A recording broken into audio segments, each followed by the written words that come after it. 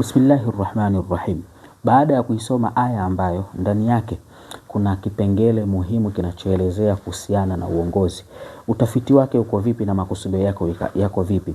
Anasema mmoja katika watafsiri wa Qur'ani ambaye ni Sheikh Tantawi, katika tafsiri yake akitafsiri neno wa ulil amri minkum, akasema wal muradu bi ulil amri ala rajih, kwa maana kwa kauli iliyokuwa na nguvu kwa mufassirina, kwa wale wanazuoni ambao ni wenye kutafsiri Qur'ani, anasema ni al-hukamu, ni wale watawala wanaowasimamia watu fulani, hao ndio ulul amri. Kwa maana katika aya tunatakiwa tumheshimu Mwenyezi Mungu Subhanahu wa Ta'ala kwa kuyafanya aliyotuamrisha, tumheshimu Mtume sallallahu alaihi wasallam kwa kuyafanya aliyotuamrisha mazuri, lakini tuwaheshimu viongozi wetu kwa maamuzi wanaoyafanya.